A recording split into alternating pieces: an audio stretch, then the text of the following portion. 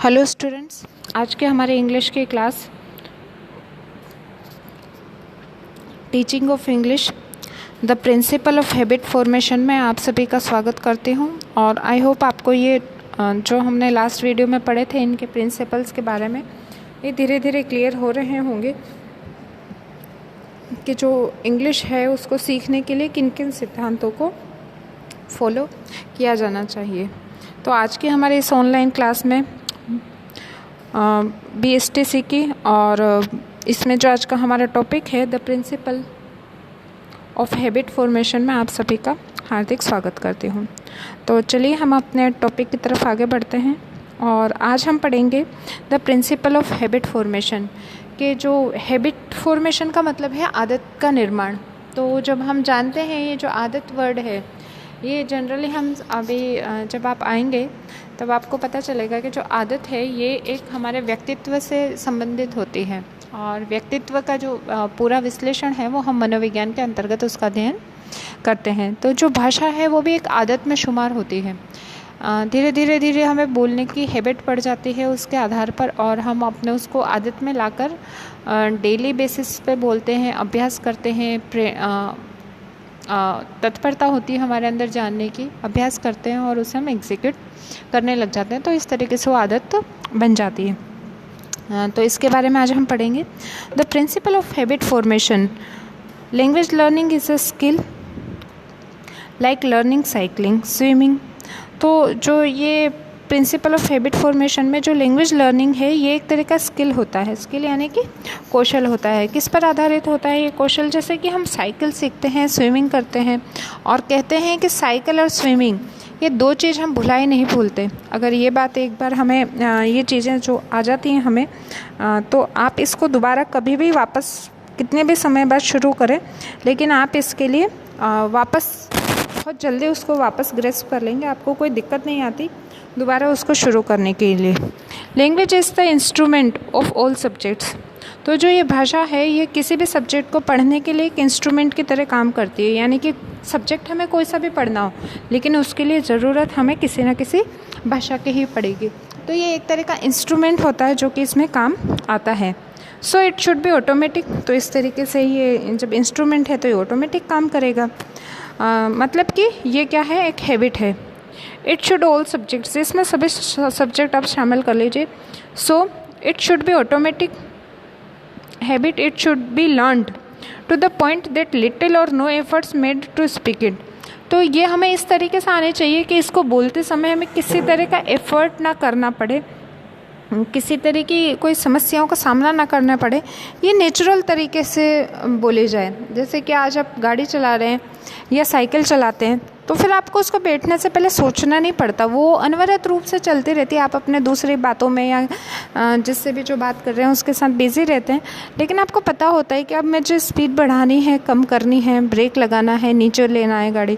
तो जिस तरह से आपको ये चीज़ पता होती है उसी तरीके से आपको शब्दों के और इनका इतना ज्ञान होता है, इतना भंडार होता है हमारे पास कि हमें अब क्या बोलना है इसके बारे में हमें सोचने की ज़रूरत नहीं पड़ती। हम अनवरत रूप से आदतन हम उसको करने लग जाते हैं। Thomson and what call it what utterance. और इन्होंने जो थॉमसन व्याट थे इन्होंने इसे याट अटरेंस का नाम दिया था। पाल्मर ने कहा है language learning is essentially a habit forming process, कि जो भाषा सीखना है ये एक आवश्यक रूप से आदत का निर्माण करना होता है। A process during which we acquire new habits. जिस तरह से हम नई आदतों को शुमार करते जाते हैं हमारे अंदर उसी तरीके से क्या होता है कि हम नई जो शब्द भंडारण है, नए तरीके के वाक्य हैं, नए तरीके से उनको प्रयोग करना है, इन सब का प्रयोग करते जाते हैं। तो ये नेचुरल वे में होना चाहिए। जैसे एक आदत होती है उसी तरीके से इसकी भी एक आदत होनी चाहिए। Language habit should become a nature. तो जो लैंग्वेज की भाषा की जो आदत है ये एक हमारा प्रकृति बन जानी चाहिए, हमारा नेचर होना चाहिए। An attempt should be made to form habit as indicated by. और इसको इंडिकेटेड कैसे किया जाएगा? ब्रूस पेटिसन ने कहा था habit have to be establish the operation of the system has to be fairly automatic. कि जो इसका ऑपरेशन है यानी जो इसका क्रियान्वयन है वो किस तरीके होना चाहिए, वो फेयरली ऑटोमेटिक होना चाहिए, यानी कि उसमें किसी तरीके की आपके मिलावट नहीं होनी चाहिए, वो प्योर होना चाहिए। जैसे आदत होती है हमारे कि सुबह उजाला होते ही उठने की, तो ये इतना ही आसान होना चाहिए। जैसे हमारी आदत होती है गाड़ी पे बैठ के चल देने की, तो ये इतना ही आसान होना चाहिए। इससे पहले हमें 10 तरीके के विचार हमारे मन में नहीं आने चाहिए। नेचुरल तरीके से जो हम सीखते हैं उसको कहते हैं उसका आदत का निर्माण करना। फिर है the following habits should be formed formulated in students, कि किन किन तरीके से हम इसको हैबिट है इसको बच्चों में डाल सकते हैं। तो यहाँ पे तकरीबन 12 तरीके हैबिट के यानी कि आदतों के बारे में बताया है कि किस किस तरह की आदत हैं जो बच्चों में टीचिंग ऑफ इंग्लिश के लिए डालनी चाहिए। सबसे पहले है हैबिट ऑफ इमिटेटिंग। इमिटेटिंग में क्या होता है कि हम कोई भी किसी का भी हम अनुकरण करते हैं। इमिटेट का मतलब होता है अनुकरण करना। तो जब हम अनुकरण करते हैं तो अनुकरण के माध्यम से हम भाषा को सीखते हैं, और भाषा सीखने का सर्वश्रेष्ठ तरीका माना जाता है अनुकरण करना। जो छोटे बालक होते हैं उनको बहुत जल्दी भाषा का प्रयोग करना आ जाता है। उसका कारण ही यही होता है कि वो अनुकरण के आदी होते हैं। जो आप करेंगे सेम उसी तरीके से बच्चा भी उस आपको देखेगा और आपको फॉलो करने की कोशिश करेगा। इसलिए कहते हैं कि जो बालक का परिवार होता है वो उसकी प्रथम पाठशाला होता है। वो वहाँ से ही सीखना शुरू कर देता है, और वो जो सीखता है वो अनुकरण के आधार पर सीखता है। अनौपचारिक तरीके से शिक्षा लेता है, लेकिन शिक्षा ज़रूर लेता है। तो इमिटेट की आदत बच्चों में डालनी चाहिए कि किसी ने जो बोला है उसको बालक भी उसी के अनुसार बोलने का प्रयास करे। तो this one is a habit of imitating. Another one is second one, habit of listening to sounds and distinguishing between sounds. दूसरा है कि आप ध्वनियों को सुनो, सुनने के बाद डिस्टिंग्विश यानी कि उसको विभेद करो, अलग अलग तरीके से पहचानने की कोशिश करो कि कौन सी साउंड किस चीज़ के लिए आई है। तो ये जब हम हैबिट ये शुरू में जब हम बच्चों को बताते हैं तो वो बहुत जल्दी जो ये चीज़ें होती हैं इसको ग्रेस्प करना शुरू कर देते हैं, बहुत जल्दी सीखते हैं। तो उस समय आप बच्चों को डिफरेंट काइंड्स ऑफ साउंड सुनाइए, बच्चों से डिस्टिंग्विश करवाइए, और उनके साउंड्स में जब हम अंतर करना सीख जाएंगे तो ये भी एक तरीके से सीखने का, भाषा सीखने का काम करेगा। Third one is habit of speaking with proper intonation and accent. Generally मैं आपको एक बात शेयर करना चाहूँगी कि मैं बीएड कर रही थी उस टाइम पे।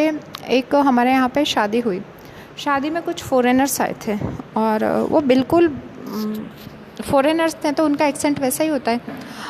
मुझसे एक फ़ॉरेनर मेरे हाथ में खाने की प्लेट थी, और एक फ़ॉरेनर जो था उनमें से वो मेरे पास आया और वो बार बार पूछ रहा था कि प्लेट कहाँ है।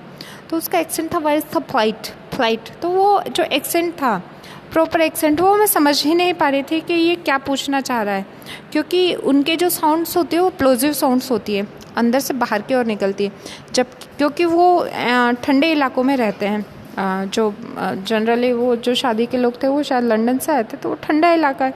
अब जब सर्दियाँ ज़्यादा होती हैं तो वो उनके जो साउंड्स होती हैं वो मुंह बंद रखते हैं, जब बोलने की कोशिश करते हैं तो वो प्लोजिव साउंड्स में हो जाता है। जबकि हम गर्म इलाकों में रहते हैं तो हमारे यहाँ पे ये एक्सेंट पॉपुलर है ही नहीं, तो हम तो इंग्लिश भी बोलते तो हम उसे हिंदी या हाड़ौती में बोलना पसंद करते हैं।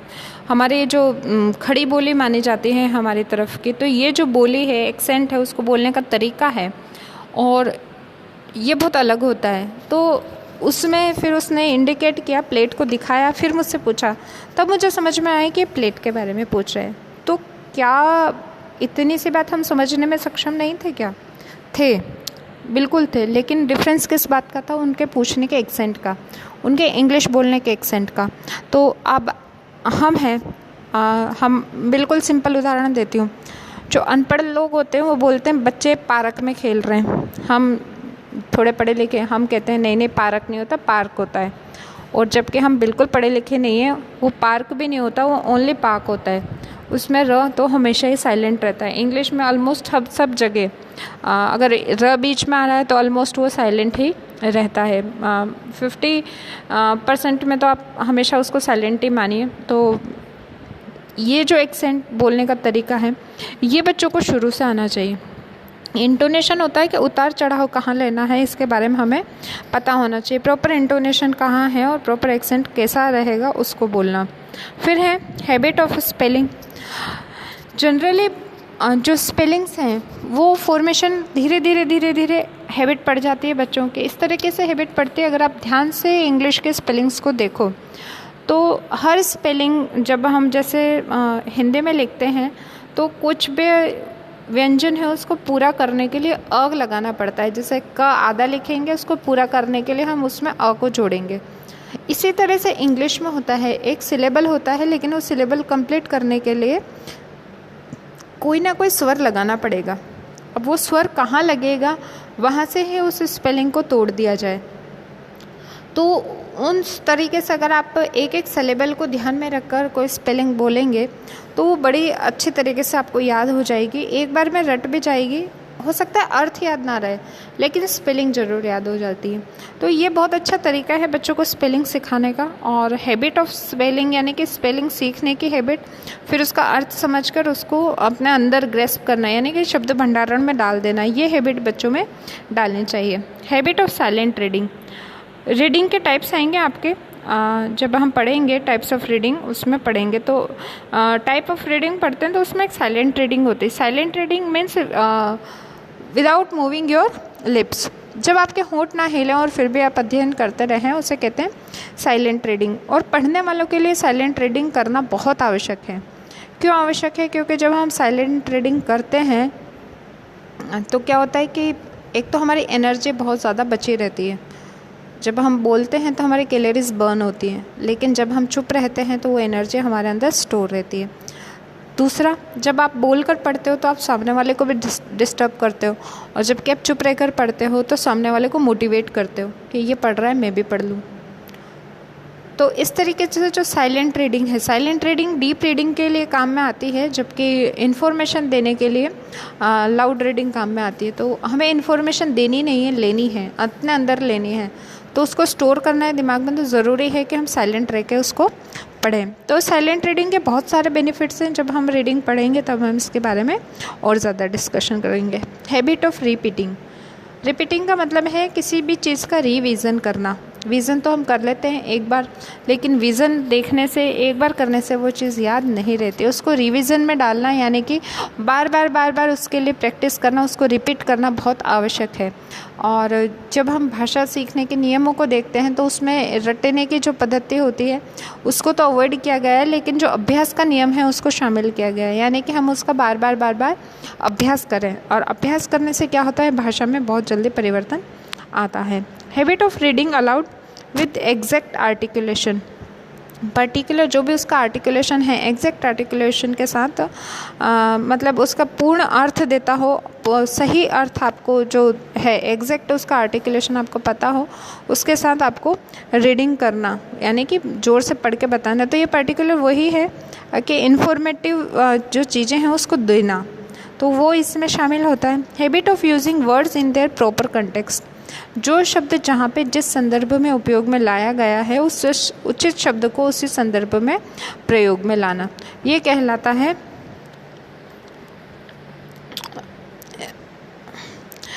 Using words in their proper context, particular उसी कंटेक्स्ट में उस वर्ड्स को यूज़ करना। फिर नेक्स्ट हैबिट है इसमें habit of using correct grammar. हमें जनरली जो अगर हम देखते हैं तो हिंदी मीडियम से स्कूल में क्या होता है कि अंग्रेजी जो एक भाषा के रूप में अलग सब्जेक्ट के रूप में सिखाई जाती है, क्योंकि मीडियम ऑफ इंस्ट्रक्शन इंग्लिश नहीं है, मीडियम ऑफ इंस्ट्रक्शन क्या है, हिंदी है। तो हम इंग्लिश को सिर्फ एक पर्टिकुलर सब्जेक्ट के हिसाब से पढ़ते हैं, तो वहाँ पे क्या होता है कि ग्रामर पे बहुत ज़्यादा फोकस किया जाता है, जबकि हिंदी की ग्रामर पे इतना ज़्यादा फोकस नहीं होता जितना इंग्लिश की ग्रामर में होता है। दूसरा, हम बच्चे को गलती करने ही नहीं देते कि गलती करे और हम उसे सही करें और फिर बच्चा उसमें सुधार करे, ये तो प्रोसेस आने ही नहीं देते। जो हम हिंदी में पढ़ाते हैं तो तकरीबन इंग्लिश को में गलती करना मना होता है। हिंदी में आप गलती कर दो तो मात्रा इधर उधर लगा दो, जा रहा था की जगह जा रहे थे लिख दो, तो इतना कोई फ़र्क नहीं पड़ेगा, लेकिन इंग्लिश में तुरंत उसको मार्क कर दिया जाएगा। तो एक तो ये जो वाली चीज़ है ये पर्टिकुलर इंग्लिश मीडियम के स्कूल्स में नहीं पाई जाती, वहाँ पर बच्चे को गलती करना अलाउ करते हैं। उनके लिए कम्युनिकेटिव कॉम्पिटेंस लाना यानी कि बच्चे को बोलने की योग्यता विकसित करना, ये प्रमुख उद्देश्य होता है। अब उस उद्देश्य को पूरा करने के लिए बालक गलती करता है, करने दो, देखेगा, अपने आप सीख जाएगा। आज हम छोटे बच्चे को थोड़ी सुधारते हैं। मान लो अगर कोई 5-6 भाई के बीच में एक बहन है, तो निश्चित रूप से मैं जाऊंगा, मैं खाऊंगा, इसी तरीके से बोलते हैं। हम उसको बार बार सुधारने नहीं बैठते, हमें पता है कि उम्र के साथ इसको सही कर लेगी। तो बच्चा गलती करता है और आसपास का वातावरण देखकर सीख जाता है।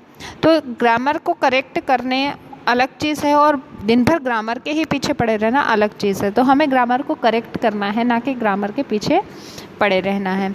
फिर है हैबिट ऑफ कंसल्टिंग डिक्शनरी। शब्द भंडारण बनाने के लिए डिक्शनरी को कंसल्ट करना बहुत ज़रूरी होता है। पर्टिकुलर क्या होता है कि हमें बहुत सारे शब्द आते हैं, लेकिन हम अक्सर क्या होता है कि उनका प्रयोग ही नहीं करते। एंड और एज वेल एज तकरीबन सेम तरीके से यूज़ होते हैं, लेकिन हम कभी भी एंड के जगह एज वेल एज का यूज़ बहुत कम मात्रा में करते हैं, और कुछ बच्चे तो जानते भी नहीं हैं कि इनके सेम यूज़ होंगे। तो ये जो चीज़ें हैं, तो ये आपको कब पता चलेंगे, जब आप डिक्शनरी को कंसल्ट करोगे और अपना शब्द भंडारण बढ़ाओगे, उसमें से ढूंढोगे कि कितने शब्दों के अर्थ तो समानार्थी हैं। तो उनको जब हम देखते हैं तो धीरे धीरे शब्द भंडारण में वृद्धि होती है। लेकिन इसके लिए हमें ज़रूरी है कि हम डिक्शनरी को कंसल्ट करते रहें। हैबिट ऑफ करेक्ट प्रोनाउंसिएशन, सही उच्चारण सीखना। अंग्रेजी भाषा में तो ये मस्ट होता है कि हमें उच्चारण सही आना ही चाहिए, लेकिन जनरली हम जो उच्चारण पे काम करते हैं वो बिल्कुल ज़ीरो करते हैं। मैंने आपको कल शायद वीडियो में बताया भी था कि हमारे यहाँ पे जो करेक्ट प्रोनाउंसिएशन है, यानी कि फोनेटिक्स है, वो पहली बार हमें पता ही कंपटीशन के क्लास में चलता है कि ये ऐसे भी कोई टॉपिक हमारे यहाँ पे है। जैसे कि मैं आपको एक वर्ड देती हूँ, STUDENT। क्या पढ़ते हैं? स्टूडेंट। कुछ तो स्टूडेंट, और कुछ बिल्कुल ही अलग उसको वर्ड ले जाते हैं। जबकि what is the right pronunciation? The right pronunciation is student.